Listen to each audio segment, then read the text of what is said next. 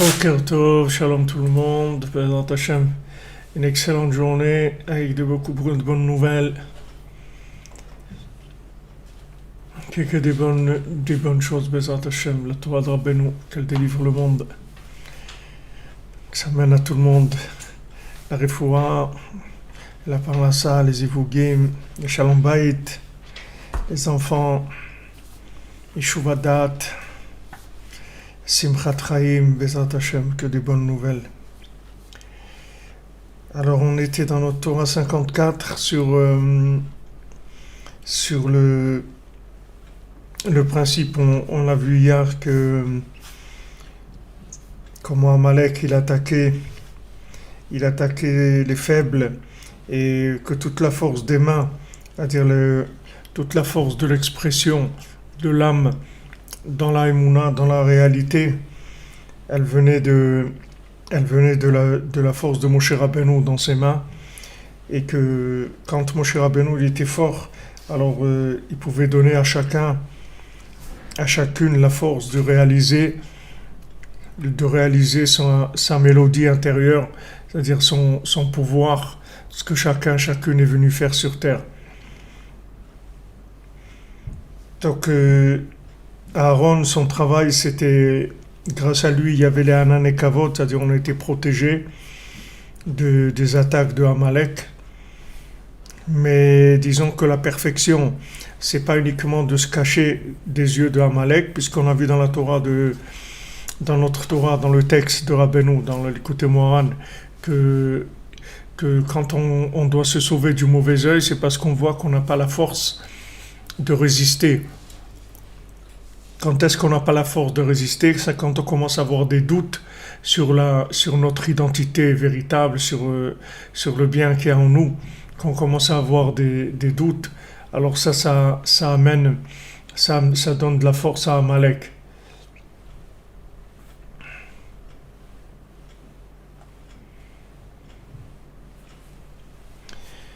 On est, on est tous sous l'emprise de Amalek, c'est-à-dire du mauvais œil, c'est-à-dire d'une mauvaise conception de nous-mêmes, d'une fausse conception de nous-mêmes, de nous faire ignorer nos forces véritables et notre pouvoir véritable.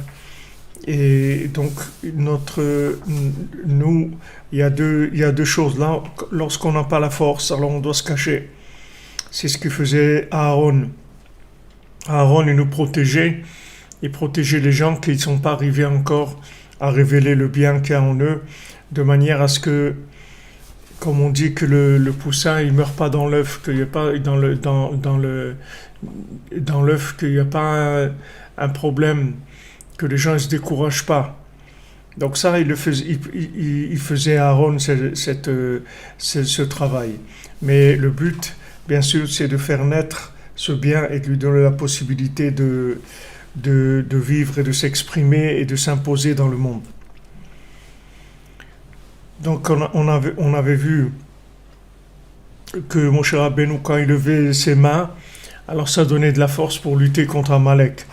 C'est-à-dire que quand on avait vu qu'avec les mains, on arrive à faire le tri entre le bien et le mal, puisque dans les mains, il va y avoir l'expression, comme je vous ai dit hier, il va y avoir l'expression de toute la puissance de l'individu à l'intérieur de lui-même, de toute cette force qu'on a à l'intérieur et que Béhémet on ignore. On croit qu'on sait des choses, on croit qu'on est arrivé à des choses. Et on est en fait très loin de ce qu'on est Béhémet. C'est-à-dire on a beaucoup de choses à l'intérieur qui sont très fortes et qui peuvent s'exprimer et changer le monde.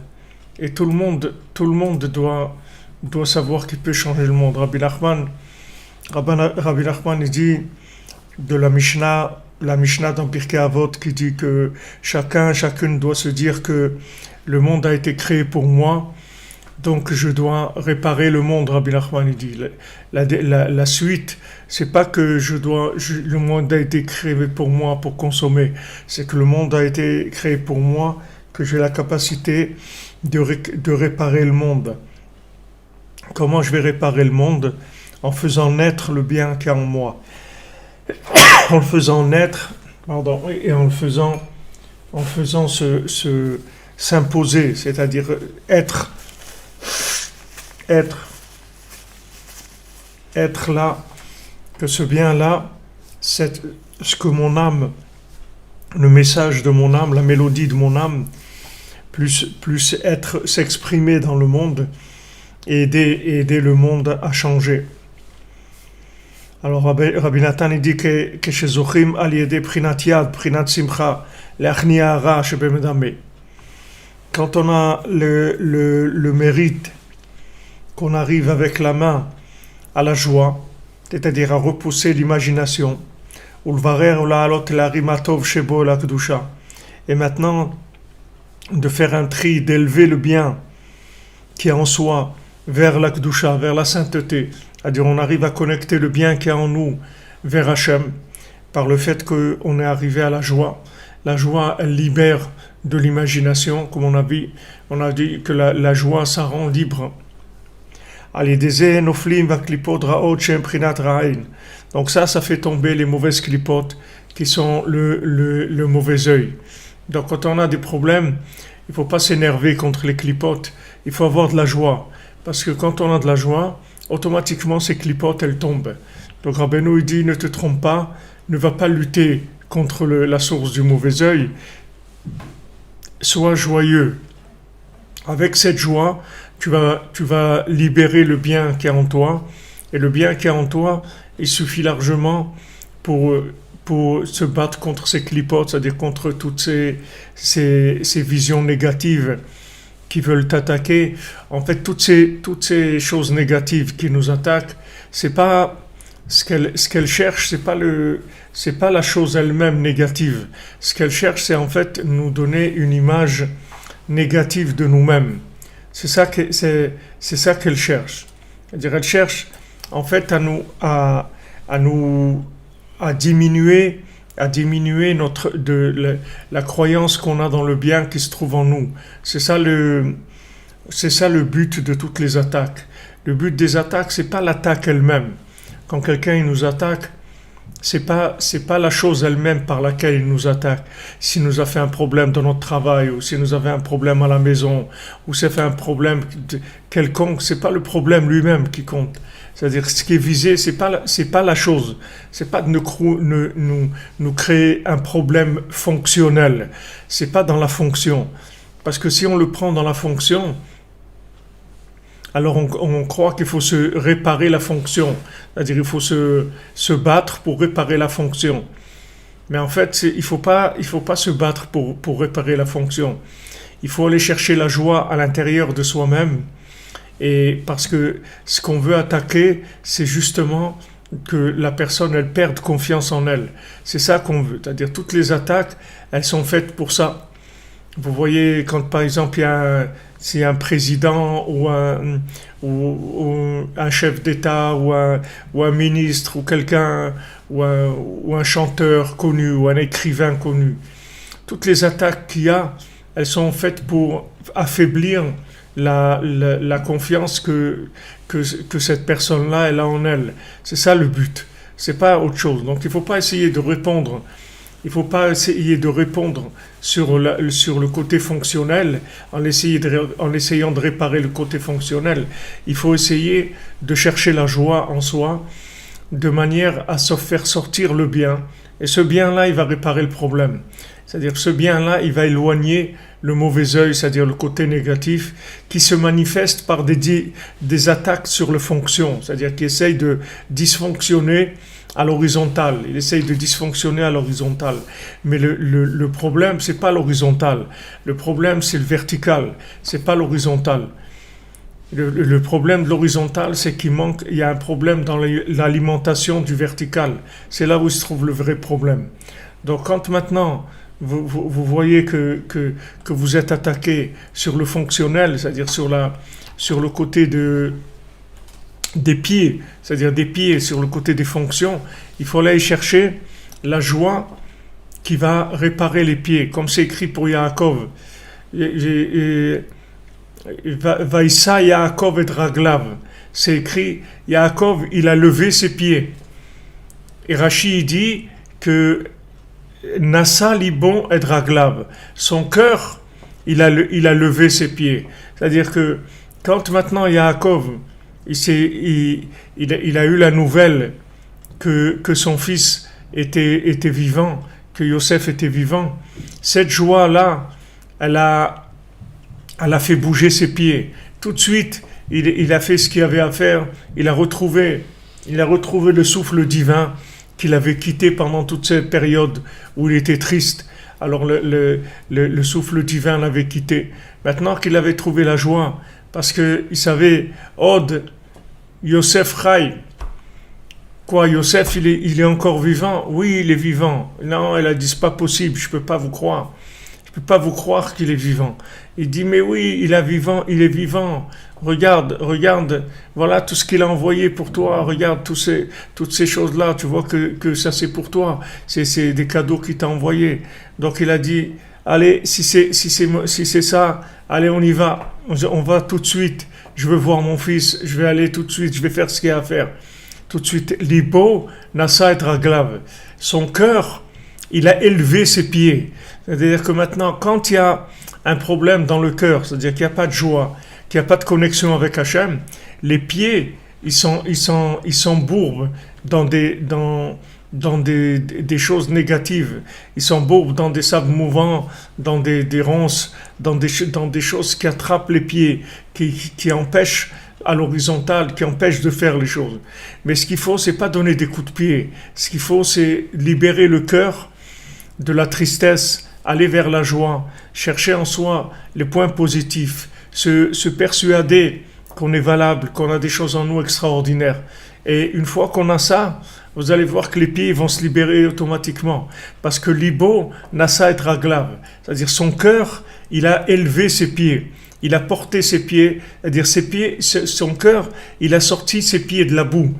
Ses pieds, ils étaient embourbés dans des choses parce que il y a le mauvais œil qui attaquait les pieds, c'est-à-dire qui attaquait dans l'horizontal, dans le fonctionnel. Mais ne vous trompez pas, c'est pas un problème fonctionnel.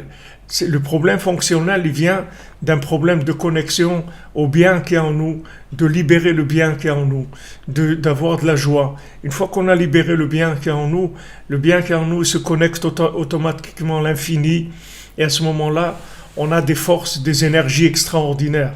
Après, on peut faire des choses merveilleuses. Et tout le mal s'éloigne. Tout le mal s'éloigne, et même si dans le mal il essaye de faire des dysfonctionnements, il a aucun pouvoir. Il a aucun pouvoir sur nous.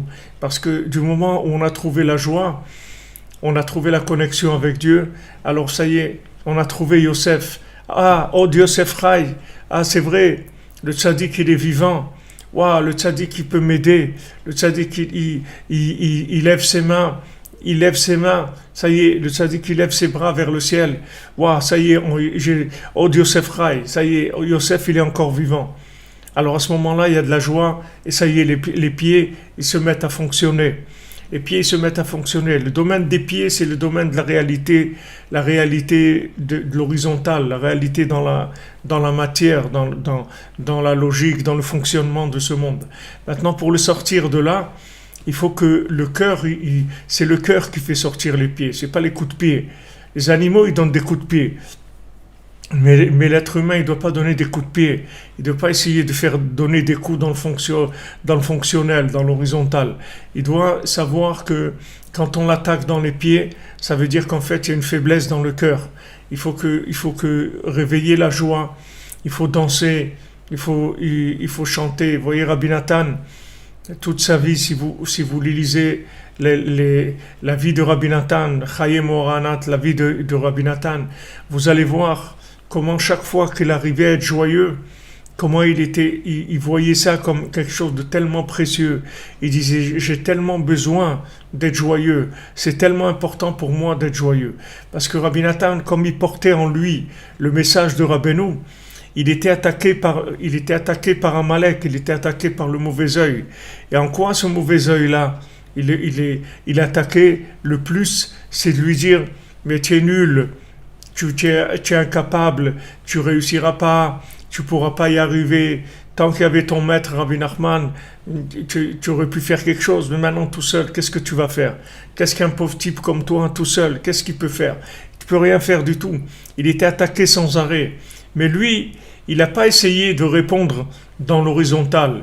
Quand on lui a dit, voilà, on vous propose, Rabbi Nathan, de faire évacuer d'Ukraine tous vos ennemis. On ne va pas leur faire du mal, on va les expulser. On va les expulser. Rabbi Nathan, il a dit jamais, jamais. Moi, c'est que la prière, c'est tout. C'est-à-dire, Rabbi Nathan, il ne croyait pas à la guerre à l'horizontale. Rabbi Nathan, il croyait que à la guerre dans le vertical. Il ne croyait pas du tout à la guerre dans l'horizontale. Il se disait, moi, ce que je dois trouver, c'est la joie. Je dois trouver la joie de Yosef Rai. Il faut que Yosef il vive en moi. C'est-à-dire qu'il faut que je fasse vivre le Yosef qui est en moi. Il faut que je fasse vivre le tzaddik qui est en moi. Il faut que je fasse vivre la émouna dans le tzaddik. C'est la seule chose qui va me permettre de lutter contre ces guerres à j'ai pas le choix. Et Rabbi Nathan, quand une fois il s'est trouvé à Toubishvat, il s'est trouvé dans ses voyages multiples, puisqu'il voyageait souvent, Rabbi Nathan, la plupart du temps il était en voyage. La plupart du temps, il était là à Teplik, à Tchérin, à Medvedevka, à Kremenchuk, à Breslev, à Odessa, dans toutes les villes. Vous voyez, vous suivez sa vie, vous voyez, il était tout le temps en train de se déplacer. Une fois qu'il était dans un endroit à Toubishvat, le 15 Shvat, il s'est rendu compte, quand il a été se reposer, il s'est rendu compte que ce jour-là, il n'avait pas dansé. Alors il a dit, c'est pas possible, un jour sans danser, c'est impossible. Donc il s'est levé du lit et il est allé attraper quelqu'un et il s'est mis à danser avec lui, à danser, jusqu'à que il ait un petit peu de joie. Et après il est retourné au lit. Mais Rabbi Nathan, il laissait pas passer un jour sans danser. Pourquoi? Parce qu'il savait que toute sa connexion avec Hachem, toute sa connexion avec le tzaddik, toute sa connexion avec le bien qu'il y avait en lui, elle dépendait de ça. Elle dépendait de cette joie qu'il arrivait à attirer vers son cœur. Et Rabbi Nathan, il avait une conscience de la valeur de chaque chose de Rabbeinu énorme, c'est-à-dire il savait que la moindre des choses qu'il faisait pour le Inyan de Rabbeinu, ça avait une valeur énorme. Donc il avait beaucoup de joie de pouvoir faire la moindre chose, le moindre livre qu'il pouvait diffuser, la moindre parole qu'il pouvait dire à quelqu'un, comment il était tellement impressionné de ça, d'avoir le mérite de transmettre une parole de Rabbeinu, de transmettre un livre de Rabbeinu, de faire quelque chose pour Rabbeinu, de construire le Kloïs, de construire la synagogue de Rabbeinu à Ouman. Tout ce qu'il a fait, Rabbi Nathan, il disait, mais c'est énorme. Le lien de Rabbeinu, il est énorme. C'est-à-dire, chaque chose, il voyait que c'était quelque chose d'extraordinaire. Et il se renforçait, c'est grâce à ça qu'il a gagné la guerre contre les opposants. C'est comme ça que tous ses opposants ils sont tombés. Il n'a jamais fait la guerre contre eux. Jamais il a essayé de faire des choses pour les faire tomber. Il n'a jamais fait ça, Rabbi Nathan. Il s'est occupé que de faire sortir le bien qui était caché. Parce qu'il savait que le mauvais œil, il attaquait que parce que le bien était caché. Alors quand maintenant on n'a pas la force, on se trouve dans une période qui est une période de préparation, c'est-à-dire on n'est pas encore sûr de nous-mêmes, on est dans un état des fois où on est faible, on n'a pas vraiment confiance en nous. Alors dans ces moments-là, il faut faire attention de se cacher. Il faut se cacher parce qu'on peut pas se supporter. Il faut se cacher. Exactement. Quand vous dites la guerre à l'horizontale, ça s'appelle déplacer le problème. C'est-à-dire mettre le problème là où il n'est pas. Le véritable problème, c'est un problème existentiel. C'est-à-dire que je crois pas que j'existe. C'est tout. Au fond de moi, je crois pas que j'existe. C'est ça mon problème. C'est ça mon problème. C'est-à-dire, je ne crois pas que j'existe parce que j'essaye d'exister à l'horizontale. Alors, l'existence à l'horizontale, elle n'existe pas. Il n'y a pas d'existence à l'horizontale. Il n'y a pas d'existence de cause à effet. Il n'y a pas d'existence dans le rapport avec les éléments. Ce n'est pas les éléments qui sont là qui vont me faire exister. Ce qui va me faire exister, c'est la connexion, l'inclusion dans le bien. C'est-à-dire l'inclusion dans le bien qui est en moi, l'inclusion du bien qui est en moi dans le tzaddik, et l'inclusion du bien du tzaddik dans Hachem. C'est cette inclusion dans Echad qui va me permettre d'exister. C'est l'inclusion dans le vertical, c'est pas l'horizontal. Il n'y a pas d'existence à l'horizontale. Même les gens qui ont l'impression d'exister à l'horizontale, vous voyez un coup dans leur vie, tac, ça y est, ils sont plus là. Ils sont plus là. Ils sont plus là, ils étaient là, ils sont plus là. Comme Rabbi Nathan il nous dit. Alors quand on est faible, qu'on n'est pas joyeux, qu'on n'a pas confiance en soi, alors ces moments-là, il faut se cacher. Il faut se cacher parce que ça veut dire on est fragile. On est fragile, c'est-à-dire soit on peut complètement se décourager, soit on peut rentrer dans les nerfs aussi. On peut se battre on peut commencer à se battre à l'horizontale, à donner des coups, à faire essayer de trouver des choses, comment faire mal à l'autre qui nous fait du mal, etc. Tout ça, ça s'appelle que le mauvais œil, il a gagné. Quand on se bat, quand on donne des coups, ça veut dire que le mauvais œil, il a gagné. Parce qu'il n'y a pas besoin de donner des coups dans ce monde. Il y a juste la connexion, c'est tout. Quand on donne des coups, c'est qu'on a perdu déjà. Quand on utilise le bâton, comme il a fait Moshe Rabbeinu, il a frappé sur le rocher, ça y est, ça veut dire qu'il a perdu. Même s'il a obtenu l'eau. Mais comment il a obtenu? Il a frappé le rocher. Hachem voulait qu'il parle seulement. Il ne voulait pas qu'il frappe. Donc quand on utilise la rigueur, la violence, les nerfs, alors ça même, c'est le résultat du mauvais œil. Donc il faut se cacher, c'est tout. Il faut se cacher plus. Il faut savoir que quand on est énervé et qu'on veut répondre et qu'on veut dire, on veut dire à l'autre, ouais, ben tu vas voir, tu crois que moi je vais me laisser faire, etc. Quand on est dans cette attitude-là, il vaut mieux aller se cacher et des fois même aller se coucher parce que ça veut dire il y a une emprise du mauvais œil sur nous. C'est ça le mauvais œil. Le mauvais œil, c'est d'entraîner cette réaction chez l'individu. La violence, les nerfs, les paroles qui sont méchantes, etc. Ça, c'est le mauvais œil qui donne ça.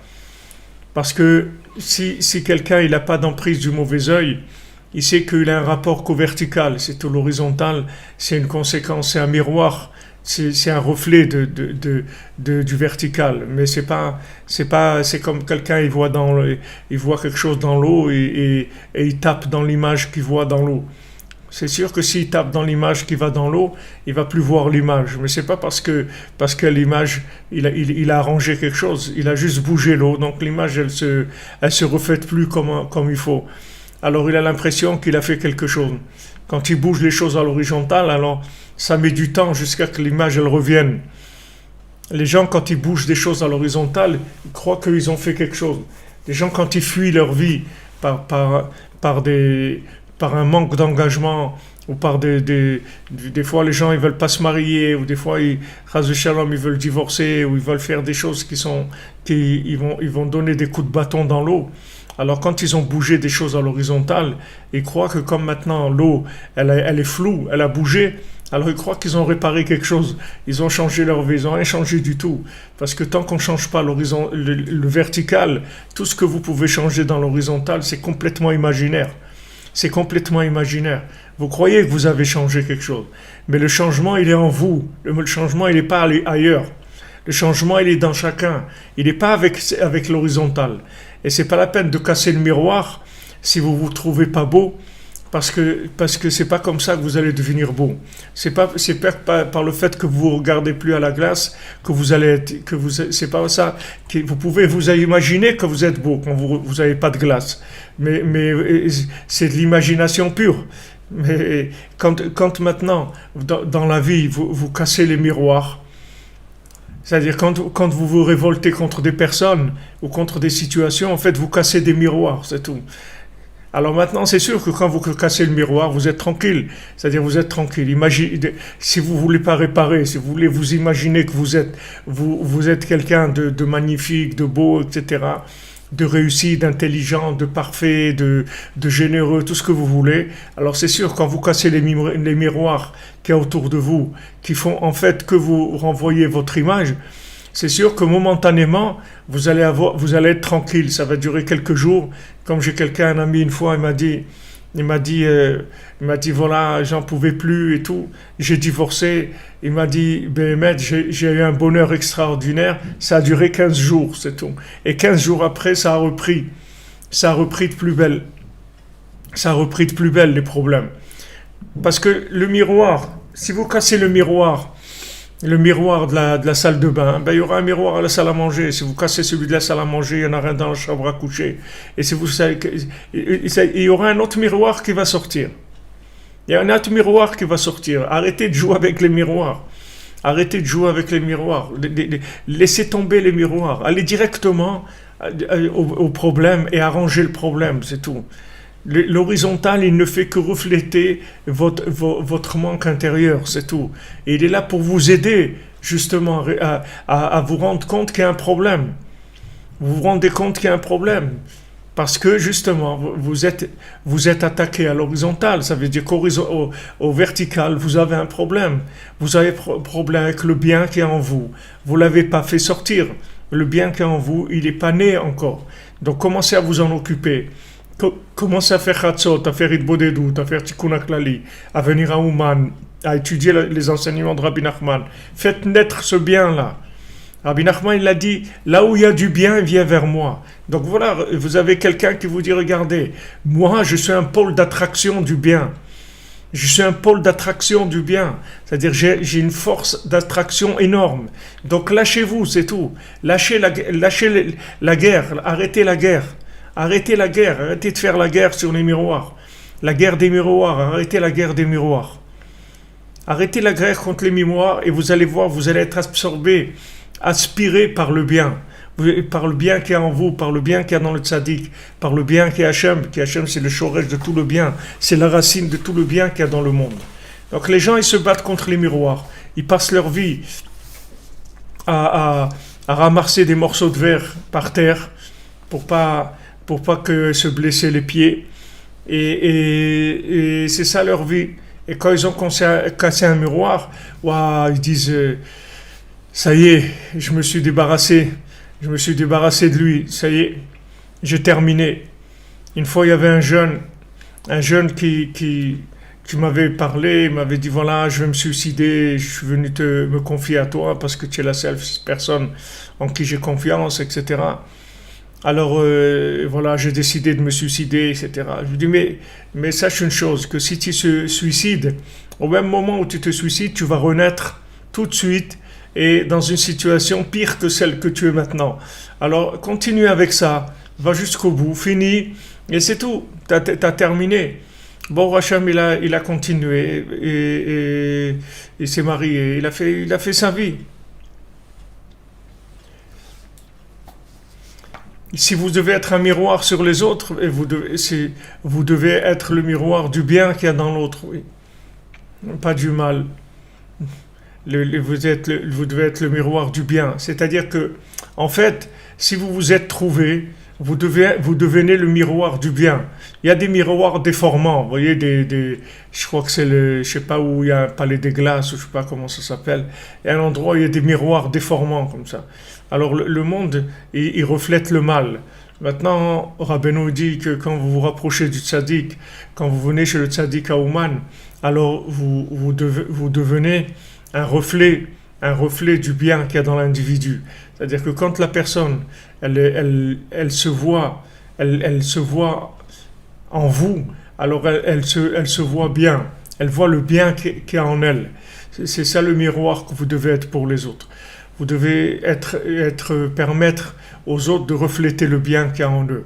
Mais ça, vous ne pouvez pas le faire si vous-même, vous n'avez pas réparé le vertical. Si vous vous battez avec des miroirs qui vous montrent vos défauts, vous ne pouvez pas montrer aux autres leurs qualités. Une fois que maintenant vous avez compris qu'en fait, tout ce qui vient dans l'horizontal, c'est uniquement des messages du vertical qui s'habillent dans la logique de ce monde, alors vous allez commencer à réparer au vertical. Quand vous réparez au vertical avec les conseils du tzaddik, avec l'attachement au tzaddik, vous allez devenir vous-même le miroir du bien qu'il y a dans l'autre. Et vous n'aurez pas besoin de parler, c'est-à-dire vous n'avez même pas besoin de parler, uniquement parce que Rabbi Nachman, il explique que quand en fait vous parlez, quand vous parlez à quelqu'un, en fait la lumière qui sort de vous, elle va vers l'autre, elle se reflète dans l'autre, elle revient vers vous. Il y a un Or Yachar, ça s'appelle Or Choser, c'est-à-dire qu'il y a la lumière qui revient vers vous. Quand quelqu'un il va vous parler, alors la lumière qui va revenir vers lui, ça va être une lumière qui va l'aider à voir le bien qu'il y a en lui, à l'encourager. C'est pour ça que c'est important de venir à Ouman, c'est de se voir à travers le tzaddik. C'est important de se voir à travers le tzaddik, ou quand on étudie, écoutez-moi, les livres de Rabbeinu, alors on se voit à travers le tzaddik, c'est-à-dire que on se voit, on a enfin quelqu'un qui reflète le bien qu'il y a en nous. Et ça, c'est quelque chose qui est indispensable, sinon on ne peut pas vivre. Si on a des gens qui ne reflètent que le mal qu'il y a en nous, on ne peut pas vivre. Surtout que ce mal, il est imaginaire. Mais il est imaginaire, mais il est très fort dans l'imagination. C'est très très fort. Puisque le Yetzer Hara, il est dans l'imagination. Donc c'est très difficile. Donc quand on a quelqu'un qui reflète le bien qu'il y a en nous, c'est extraordinaire. Comme quand vous allez chez des grands-parents qui vous aiment, des vrais grands-parents, je ne sais pas aujourd'hui, malheureusement, ce qui reste comme valeur de ce genre-là, mais quand vous avez des vrais grands-parents, que quand vous venez les voir, ils font que vous faire des bisous, vous donner des sucreries, et vous donner des cadeaux, et vous donner de l'argent, etc. Waouh, vous sortez tellement, tellement bien, tellement heureux, tellement vous avez l'impression d'exister. Vous dites, waouh, alors j'existe, hein, j'existe. Ça change tellement des rapports que vous avez tous les jours avec les gens qui vous disent ouais, tu vaux rien, t'es triste, t'as raté ça, t'as pas fait assez vite, pas fait assez bien, t'as pas réussi. Les grands-parents, ils demandent pas des comptes. Ils sont pas là pour demander des comptes. Ils reflètent pas du tout aucune rigueur. Les grands-parents, ils donnent, c'est tout. Ils donnent un reflet du bien, un reflet d'amour, un reflet d'importance de l'individu, de sa valeur principale, que Mamash, c'est quelqu'un de bien. Alors avec tous ces gâteaux, ces sucreries, ces cadeaux, etc., on ressort, Mamash, enchanté. On ressort avec l'enchantement, ça veut dire le chant qui est en nous, qui se réveille, le chant de notre âme qui se réveille. Alors tous les gens qui ont trouvé le bien, en fait, c'est des grands-parents. Ça veut dire que qu'est-ce que c'est les grands-parents, qu'est-ce que c'est l'esprit des grands-parents? Pourquoi les grands-parents ils sont bons, ils sont généreux, ils voient que le bien, etc. Parce qu'ils sont sortis de l'horizontale, parce qu'ils sont à la retraite de l'horizontale.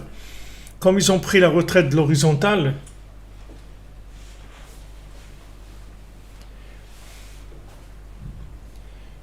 ils ont pris la retraite de l'horizontale, maintenant ils vivent avec le vertical. Et dans le vertical, ils savent qu'il n'y a que du bien, c'est tout. Il n'y a pas de mal. Ça y est, ils ont fini de se disputer. Ils ont fini de faire des grèves, ils ont fini de faire des trucs. Ça y est, ils ont fini avec ça. Maintenant, ils sont à la retraite. Et qu'est-ce qu'ils font? Ils profitent du vertical, c'est tout, dans la joie. Ils ont de la joie, c'est tout. Il n'y a plus personne qui les regarde de travers dans leur travail et qui va parler du Lachon Hara sur eux, à leur supérieur, aux supérieurs, etc. Ça, ils ont fini avec tout ça. Donc ils ont de la joie, ils vivent au vertical. Donc ils transmettent cette image-là. Mais il n'y a pas besoin d'avoir 70 ans pour ça. C'est-à-dire même quelqu'un qui est jeune, il peut être comme ça. Ça dépend combien il s'est détaché de sa croyance dans l'horizontale. Combien il est sorti du système de cause à effet. S'il est sorti du système de cause à effet, il s'appelle un sage. Et ce sage-là, il reflète le vertical, c'est-à-dire il reflète l'amour d'Hachem, la miséricorde d'Hachem, la tolérance, la valeur, lui montre la valeur à chacun de ce qu'il a. Parce qu'il n'a plus besoin, c'est plus un concurrent. Mais à l'horizontale, vous avez toujours des concurrents. Si maintenant vous êtes faible, alors les gens ils vont vous exploiter, ils vont vous dominer. Et si vous êtes fort, ils vont vouloir vous détruire. Mais il y a toujours des rapports de mauvais œil avec les gens. Il y a toujours dans l'horizontale, il y a toujours ce genre de rapport. Mais au vertical, il n'y a pas ce rapport du tout. Puisque au vertical, tout le monde a sa place et tout le monde est bien. Et le bien de l'autre, il ne gêne pas du tout mon bien. Au contraire, on va échanger avec le bien de l'autre. 1 plus 1 égale 1. C'est-à-dire qu'avec le bien qu'il y a en moi, le bien qu'il y a en lui, on va connaître encore plus Hachem, puisque je vais prendre conscience d'un autre angle de bien que je ne connaissais pas. Et on va échanger. Et on va échanger avec 1, avec 2, avec 3. Et plus on va échanger le bien qu'il y a en nous, plus on va prendre conscience de la grandeur d'Hachem. Donc on vit dans une autre dimension complètement.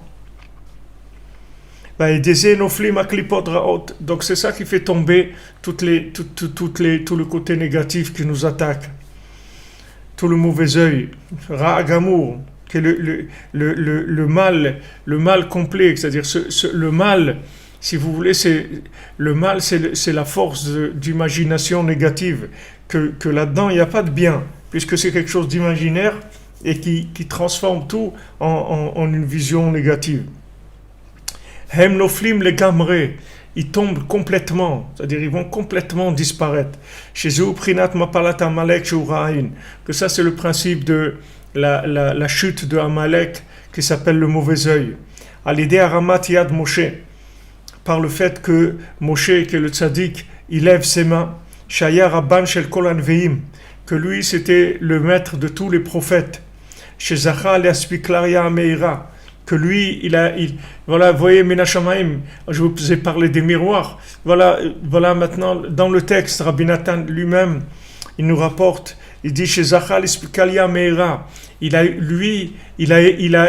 le miroir lumineux, c'est-à-dire le vrai miroir. Le vrai miroir, c'est-à-dire le vrai miroir, c'est un miroir qui reflète le bien qu'il y a dans la personne, de façon claire, nette, pas mélangée avec des choses pas bien. Chez Kolze ou Prinatachna Atamdame, voilà, qui dit ça, tout ça, c'est repousser le Medame, Aliédé Ayad, par la main, par le fait que quand on arrive avec la main à faire le tri, c'est-à-dire que on explique l'aria meira.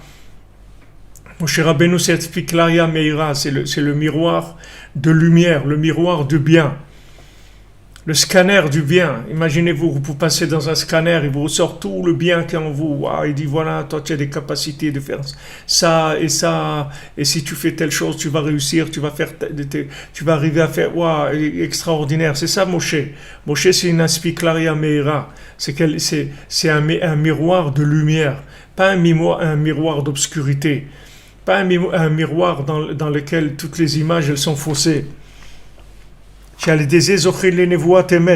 Par maintenant la joie, par cette main qui fait le tri dans le bien, alors on les aurait de nevuat emet, la prophétie de vérité, la prophétie qui est vraie.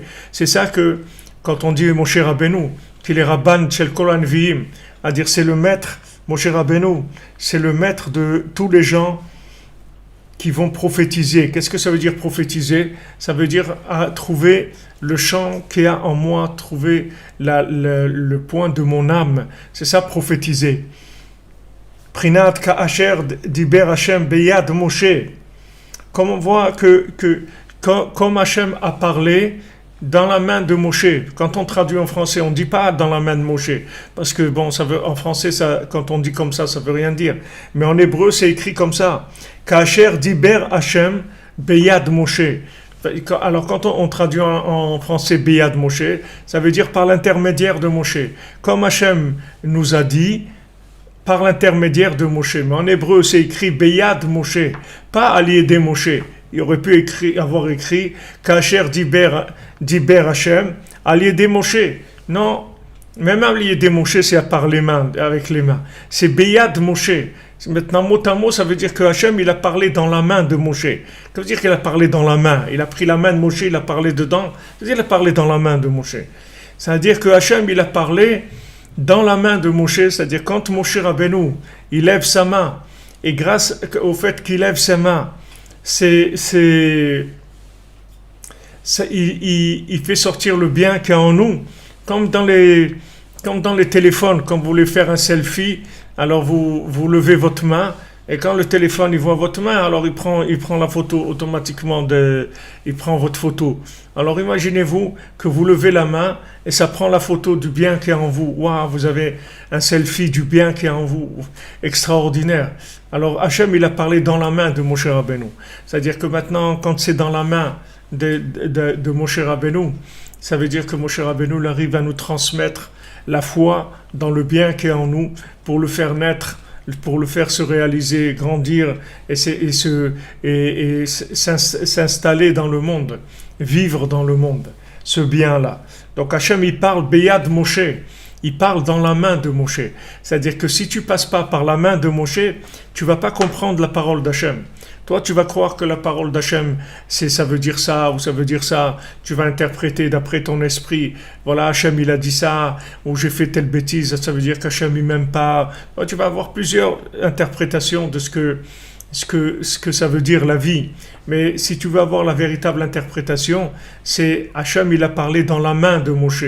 C'est-à-dire à travers la main de Moshe, à travers le tri dans l'imagination que fait Moshe Rabbeinu, grâce à la joie, grâce au bien qu'il arrive à révéler en nous.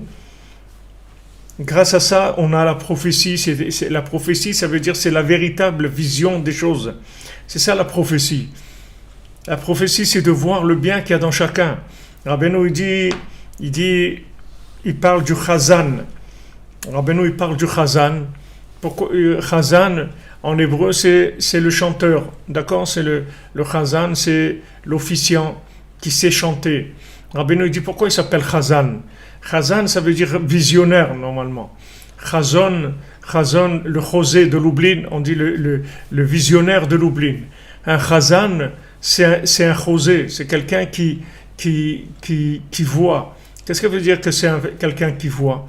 Parce que maintenant, comme il est Chazan, c'est-à-dire il est chanteur, c'est-à-dire qu'il sait révéler le chant qu'il y a dans chacun.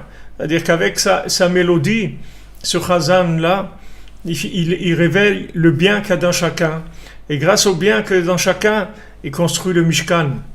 Il construit le Mishkan. Rabbi Nachman dit, le tzaddik, il construit le Mishkan avec tous les points positifs qu'il y a dans chacun. Tous les points positifs de chacun. Tous ceux qui ont aidé pour le Mishkan, Baruch Hashem, regardez, tous les jours, Baruch Hashem, il y a des gens qui nous aident, qui participent. Grâce à eux, on avance chaque jour dans la construction du Mishkan, qui est la construction de tous les points positifs qu'il y a dans chacun. Donc le Chazan, ce Chazan-là, ce chanteur, en fait, c'est un visionnaire. Parce que comment il fait son chant? Avec le point positif qu'il voit dans chacun. Chacun, c'est une note de musique. Et il prend la note de musique de chacun et il en fait une mélodie. Et ça, c'est le Mishkan.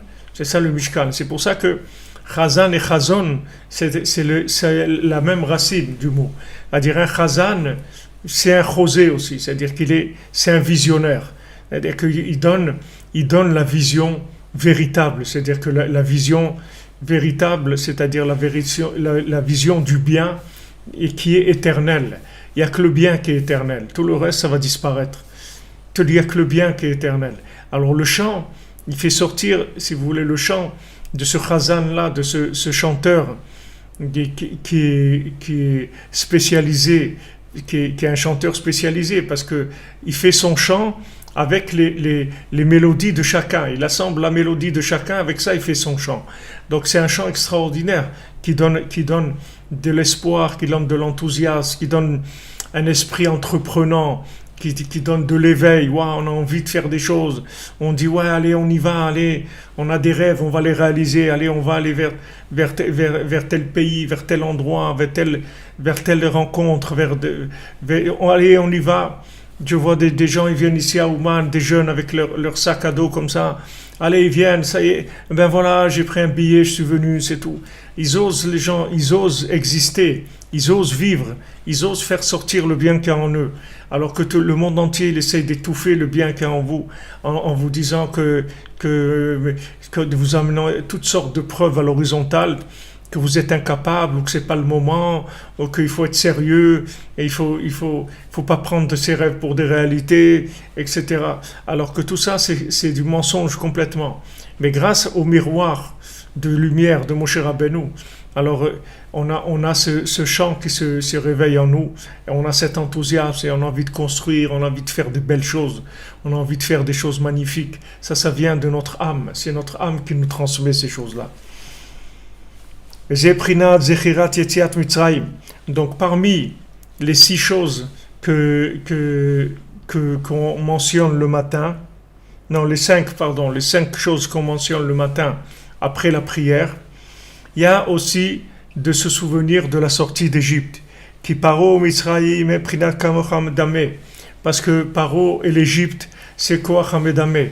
Paro, c'est l'inversion. C'est l'inversion totale.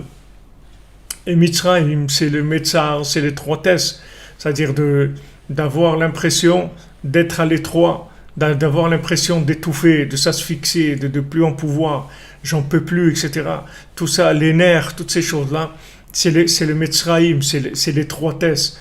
Quand le mauvais œil il est arrivé à rentrer la personne de la médiocrité, dans la mesquinerie, dans la petitesse, que la personne est en train de chercher des petites choses pour continuer à vivre avec des petites choses toutes petites, juste essayer de vivoter, etc. Alors qu'en elle, elle a des énergies, des possibilités, des capacités extraordinaires.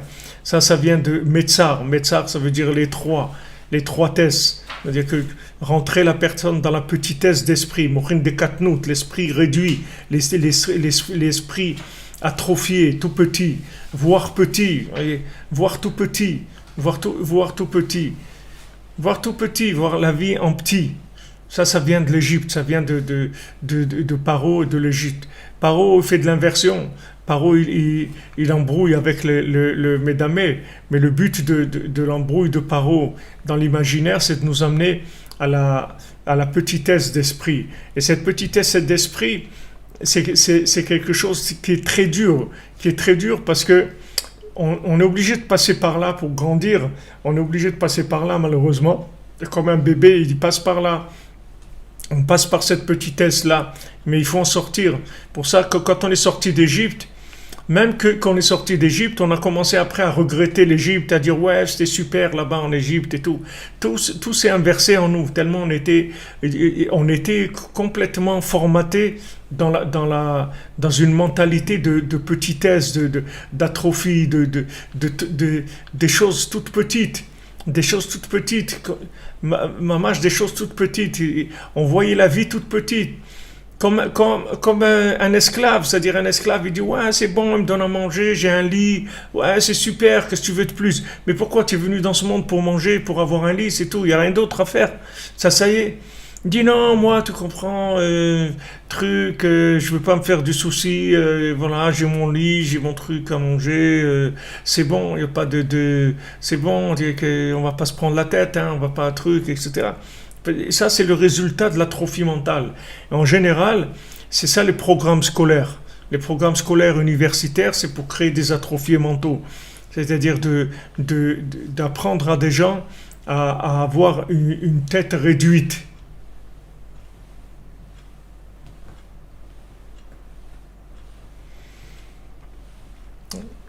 Le mauvais chemin, le mauvais chemin et l'échec, c'est pas la même chose. C'est pas la même chose. C'est-à-dire que quand maintenant tu construis, entre parenthèses, Menachem, que tu te manifestes, Jonathan Berda, j'ai besoin de la vidéo que tu nous avais faite pour le gala, si tu peux me l'envoyer. Merci. En même temps, je te réponds à ta question. Regarde, l'échec, c'est pas le problème. Il n'y a pas d'échec. Le véritable échec, c'est de rien faire ou de pas faire ce que tu dois faire. Maintenant, imagine-toi que tu as essayé de faire quelque chose. Maintenant, tu t'es trompé, ça n'a pas marché. C'est pas grave. L'échec, c'est juste la manifestation à l'horizontale de ce que tu avais en toi, que maintenant, elle n'était pas adaptée, c'était trop haut, trop bas ou pas. Mais toi, t'es bien. C'est-à-dire, ça change rien à ce que tu es toi-même. Le problème de Amalek, c'est qu'il utilise l'échec pour te montrer que toi, tu es un échec vivant. C'est ça qu'il veut. Il veut que tu continues pas. C'est ça, c'est échec et mat. Échec et mat.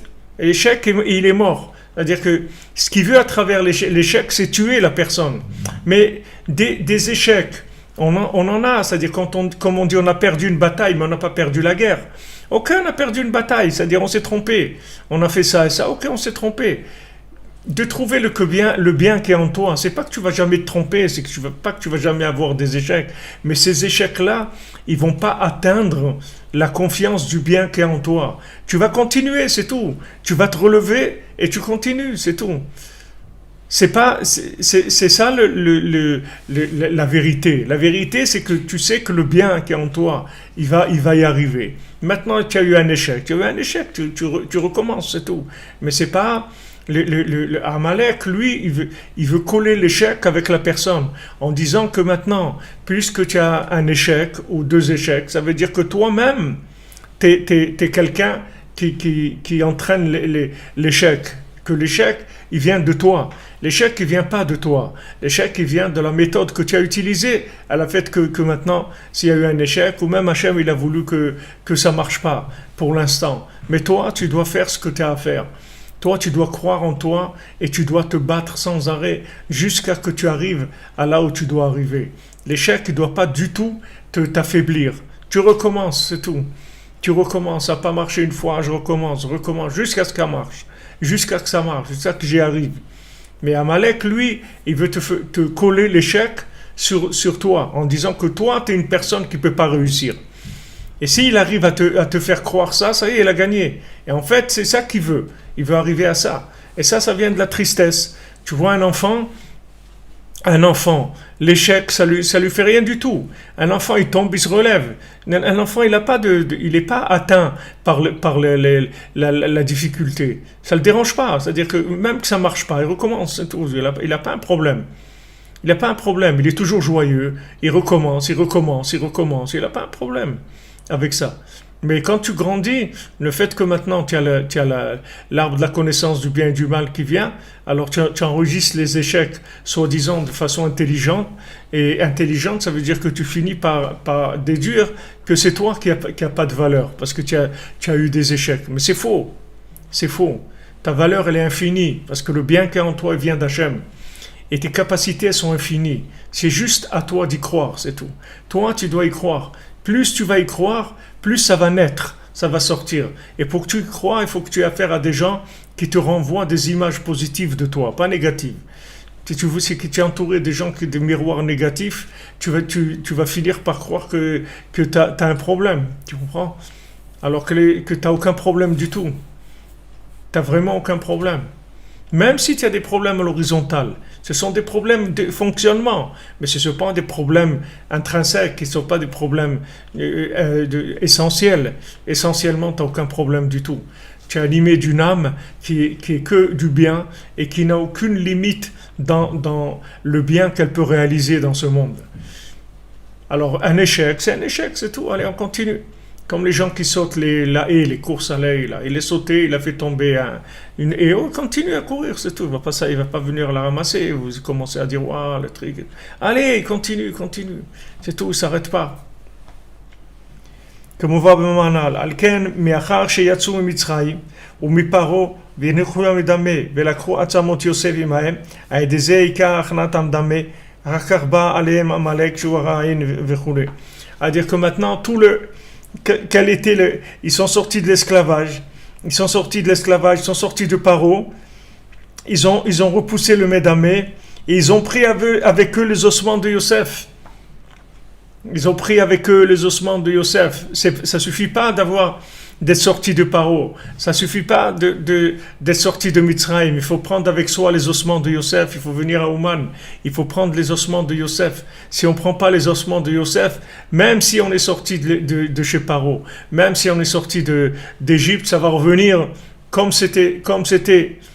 Ça va repartir comme c'était avant. C'est-à-dire que la personne elle va revenir là où elle était, elle ne va pas sortir. Pour sortir, c'est-à-dire quand on va se trouver devant la mer, pour qu'elle s'ouvre, il faut qu'il ait Atzamot Yosef, il faut prendre les ossements de Yosef. Ça, c'était une condition une qua non de la sortie d'Égypte. Même que Paro, il leur a dit, allez, partez, que les Égyptiens, ils ont dit, allez, partez, que maintenant, ils avaient une grande richesse, ils étaient libres, ils étaient riches, ils avaient tout, comme on dit, ils avaient tout pour plaire. Mais il manquait quelque chose d'essentiel, de fondamental, c'était de prendre les ossements de Yosef. S'il n'y avait pas ça, il n'y aurait rien du tout. S'il n'y avait pas ça, il ne serait rien passé du tout. Il y aurait eu tout, ils seraient revenus tous en arrière, et Chaz Shalom Paro, ils auraient tué, et il ne serait rien resté. Toute cette soi-disant Géoula, elle n'aurait pas été une Géoula, une délivrance véritable. La véritable délivrance, c'était les Atzamot Yosef.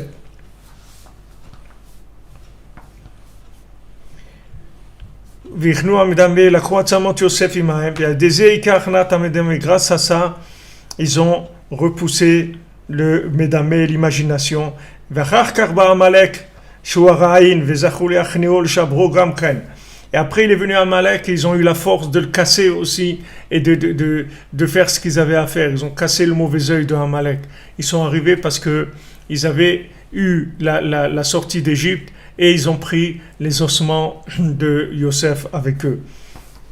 Donc après, on va développer. Il y a Bezat Hashem, il y a beaucoup de choses encore merveilleuses que Rabbi Nathan nous donne. Mais vous voyez, il faut là aussi, c'est-à-dire que il faut une préparation dans la vision du texte, parce que si vous n'avez pas la préparation dans la vision du texte, vous ne vous rendez pas compte de ce qu'il dit Rabbi Nathan quand il ajoute, vous dites voilà, ils ont fait ça et ça, ils ont pris les Hatzamot Yosef, vous croyez qu'il est en train de vous faire une histoire, vous raconter l'histoire de ce qu'il y a eu. Mais en fait, quand Rabbi Nathan, chaque détail qu'il donne, c'est parce qu'il veut indiquer la chose précisément. Et n'oubliez pas que Rabbi Nathan, il avait la guerre contre lui. Il ne pouvait pas dire ce qu'il voulait dire comme il voulait le dire. Donc il était obligé aussi de parler un peu avec du morse, c'est-à-dire avec un langage pour des gens initiés, si vous voulez un petit peu. C'est ça toute la Torah orale, si vous voulez. Pourquoi on a besoin de la Torah orale? C'est parce qu'on a besoin de comprendre des sous-entendus. C'est-à-dire parce il ne peut pas nous dire tout clairement. Il y a eu trop de guerres, c'était trop... Aujourd'hui, vous pouvez dire ce que vous voulez, presque ce que vous voulez, presque tout ce que vous voulez. Mais à l'époque de Rabbi Nathan, c'est pas ça. Il voulait le tuer déjà. S'il avait dit des choses comme maintenant on explique nous ce qu'il a dit, mais il l'aurait tué. C'est pas ils auraient essayé de le tuer. Il aurait tué Mamash. C'est pas Chazve Shalom. C'est ça qu'il voulait. Donc il était obligé d'aller, comme on dit, mollo, c'est-à-dire doucement. Il pouvait pas sortir tout. C'est-à-dire, il y a des choses qu'il était obligé de dire avec un langage pour des gens initiés. Mais bon, Hachem, d'un autre côté, il y a la transmission orale qui a permis de donner les explications à toutes ces choses-là. Donc, bon, Hachem, Ashrenu, qu'on soit zoché de toutes les Yeshua, de toutes les délivrances, que Bémet Hachem, il envoie la délivrance pour tout le monde, tous ceux qui ont besoin de tout ce que vous avez besoin, de la refoua, Parnassa, Zivouk, Shalom Bayit, tout ce qu'il y a de plus merveilleux au monde des enfants. Alors on prie pour la refoua, Shlema, et la Yeshua du Rav Besançon, Israël Yitzhak Ben Fortuné. Vous me demandez des nouvelles, les nouvelles que j'ai eues il y a quelques jours. Il y a quelques petites améliorations, mais très petites améliorations. Il faut continuer à prier. Israël Yitzhak Ben Fortuné, David Ben Mesoda Cohen, Laura Esther Chava, Batraya Daniel, Laurent Sultana Badrachel, Olivier Fénichel, Raphaël Ben Kamuna Malka, Daniel Ben Emily Darmon, Rama Batester, Sandrine Badjanine, Janine Bateglantine, Marion Myriam Bat Véronique, Zachary Shlomo Ben Shirat, Dvora Kochava Bat Elisheva Bat Sheva, Dvora Bat Corinne Ayala, Léa Anna Bat Mesoda, Léa Bat Chana, Ruth Bat Sarah, Lior Bat Sarah, Oreilda Bat Rivka, Laura Bat Jacqueline, Yora Bat Lisa Esther, Shaili Bat Sarah, Fabien Ben Suzanne, Sophie Bat Nadine, Sacha Ben Sophie, Noah Bat Sophie, Yosef Ben Esther, Serat Chaya Bat Esther, Nuchama Bat Esther, Elisha Ben Esther, Léa Bat Esther, Yael Bat Simi, Batsheva Bat Esther, Roselyne Shoshana Bat Liliane Rachel, Rachamim Ben Ruth, Tzipora Bat Chaya Kamra, Rekia Bat Rachma, Rebecca Daniel Bat Yvette Esther Rachel, Shirael Bat Rachel, Shalom Ben Moshe Ben Shabbat, Simon Gershon Bat Israël, Itamar Ben Helen Dalia, Esther Bat Tata, Jonathan Yehuda Ben Bettina Simcha, Irène Bat Rachel, Simcha Jeanne Juliette Bat Jemul Kochava, Aviv Ben Sahala, Geoula Bat Rachel, Rachel Bat Anne-Marie, Yaakov Ben Abraham, Shimon Ben Brigitte Zohar, Jonathan Yitzhak David Ben Marlène Malka, Yosef Yitzhak Nachman Ben Nemuna, Rachel Bat Sarah, Yaakov Ben Mikael, Lisa Emuna Bat Rina, Aurélie Chava Huguette Bat Michin Rachel Rose, Bruno Mikael Ben Nelika Missa, Evelyne Chava Bat Denise, Jonathan Shemama, Yohan Ben Mireille, Ejder Bat Fatma, Théo Ben Fatma, Eli Ben Isa, Angelina Myriam Bat Pascal Zora, Alain Ben Dora Meyer, Viviane Bat Emily, Georgette Bat Arthur, Didier Emmanuel Ben Zbersa, Trinza Bat Atersa, Shaoul Ben Emma, Esther Yael Bat Chaya, Jonathan Ben Edmond, Yosef Shneor Ben Thérèse, Eliaou Ben Chana, Chaim Ben Chaya Miriam, Levana Bat Chaya Miriam, David Ben Chaya Miriam Bat Mesoda, Yaakov Ben Hasiba, Corinna Yala Bat Rachel, Devorah Bat Corinna Yala, Moshe Ben Sarah, Shmuel Mordechai, Shalom Ben Ruth, Anna Simcha Zaira Bat Ruth, David Ben Lucien Dvorah, Sivil Bat Esther, Esther Bat Hasiba, Ivan Alexandre Ben Yehuda, Léa Teila, Ariela bat Tzipora, Moshe David ben Esther, Francis ben Irène, David Shlomo ben Esther Ala, Dina bat Sarah, Nathalie Shushana bat Kemuna, Ginette Fanny Sarah bat Ren Nenet Sultana, Amram Levi Yitzhak ben Sarah, Nechama bat Miriam, Daniel Esther ben Mouna, Emmanuel Chai ben Martin Chaya, Doron Yitzhak ben Chaya Riba, Shai Bart Claude ben Céline Sarah Juliette, Lucien Dvora bat Rosa, Benjamin ben Lucien, Chaya Kamra bat Joua, Charles Belguez, Sharazad bat Rekia, Rekia bat Rekia, Olivier Mangin, Yitzhak ben Edith Dre, Chaya bat Geoula, Moshe ben Mesauda, Dvora Léa bat Chanach, Chana Shane Kesser bat Josette, Moshe Raphaël ben Chassiba, Lévi Eliaou Natal ben Yocheved Cohen, Muriel Myriam Rivka bat Perla Zora, Léa bat Rina, Arik ben Sultana, Yaakov ben Dvora Fortune, Isabelle bat Hélène, Didier Dov ben Michel, Meir ben Tzipora, Bébé Mesauda bat Simcha,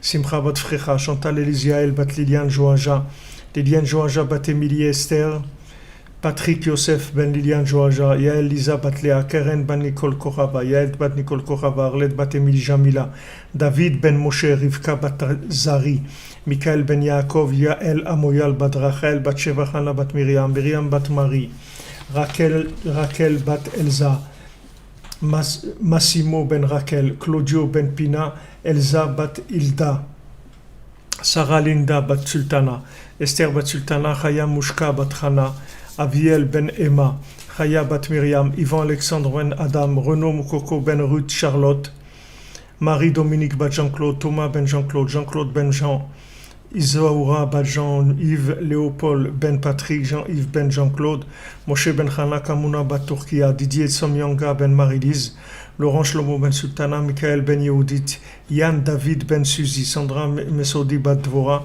Michael ben Mesodi, Chaim Eliezer ben Devora, Ishaï Tzion ben Devora, Shmuel ben Mesodi, Dvora bat Mazalto, Benjamin ben Miriam, Dan Yoram, Yechia ben Dvora, Emmanuel, Raphaël Avraham, Chaim ben Sarah, Yael bat Rachel, Yoav Armand, Raphaël ben Yamna, Dan Shalom Prosper ben Yamna, Shirel Alice bat Yamna, Johan Joshana bat Corinne Rzala, Aaron Yaakov Raji ben Johanna Shoshana, Sarah bat Johanna Shoshana,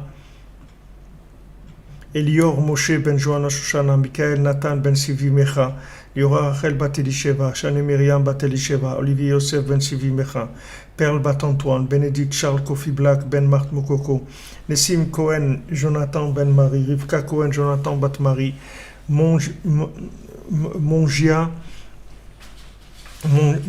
bat Julina, Rachel bat Léa, Myriam Bergen, Chaya Batia bat Isha, Hélène Pereira da Silva, Milouda bat Brahim, Binyamin ben Chaya, Michael ben Cécile Saïda, Talia bat Esther, Rachel bat Clara, Moshe ben Fradji, Chava bat Myriam, Shoshana bat Chava, Eli ben Shlomo, David ben Eli, Ariel ben Eli, Alain ben Esther, Jacques ben Esther, Rachel bat Simcha, Binyamin ben Yafa, Nejma bat Esther, Matadi ben Madeleine, Gabriel Yaakov ben Esther Candice, Tania Chaya bat Tila Teila, David Yosef ben Abraham, Rivka bat Rachel,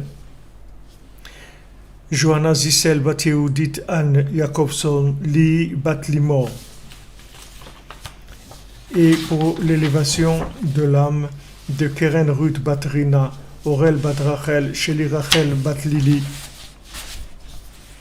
Esther bat Perla, Chassiba Cohen bat Chana, Chaim Maman ben Simcha, David André Maman ben Chassiba, Moshe Moa Cohen ben Dona, Thierry Michael ben Reuven Halevi, Keren Ruth bat Rina, Mesauda bat Rina, Alfred ben Shalom, Shalom ben Mesauda, Rachel bat Dada Abitbol, Moshe ben Aisha, Sheli Rachel bat Lili, Yosef ben Solika, Mazal bat Rachel, Étoile bat Solika, Yosef Baruch ben Sophia, Arnaud David Chai ben Arzala Julie, Moshe ben Sarah, David ben Lazer Mandel, Joar Yvette bat Bellara, Joseph Chai ben Avraham, Émilie Jamila bat Fakhri, Jonathan Chai ben Chamouche ben Gabriel, Jonathan Chaim Chamouche ben Gabriel, Myriam bat Rachel, Shlomo ben Mesauda, Noah bat Esther Atlan, Shmuel Tibi, Shimon ben Siti, Israël ben Yosef, Moshe Avraham, Rahmi ben Frez, Elisha bat Jemoun, Maurice Betan ben Shabak Emoun, David ben Yitzhak, Yvette bat Eugène Israël, Grisolet, Myriam Janine bat Chava,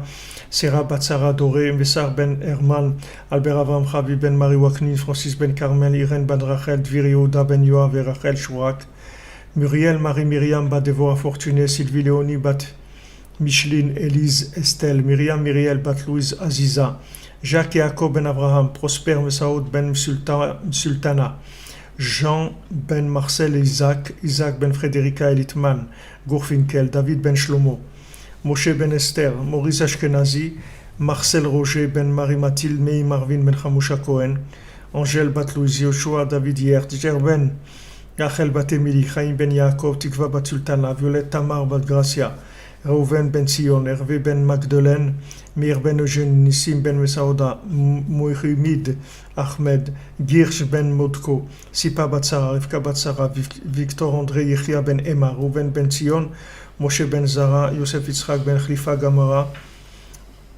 Gomara, Jean-Marie Esso ben Andal Lové, Cohen Jonathan Jacob ben Fortunis, Madja Marie bat Yosef, Mireille Myriam Badida, Shalom ben Esther, Angèle bat Louise, Olivia bat Corinne Ashkenazi, Johanna Simcha bat Dina, Daniel ben Laetitia et Yitzhak Amzalag, Régine Rachel bat Yaakov Rima, Isha bat Chana.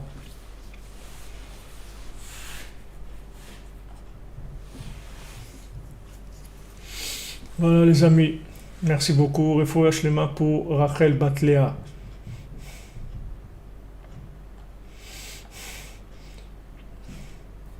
Fin Shlema pour tous les malades. Lydie Baya Bat Rose Rzala.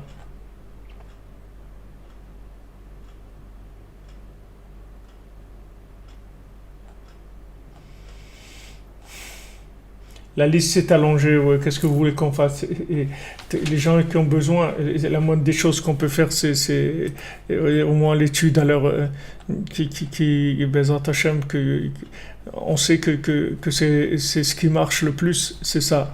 Alors pour les malades, pour les gens qui ont un manque, pour tout, et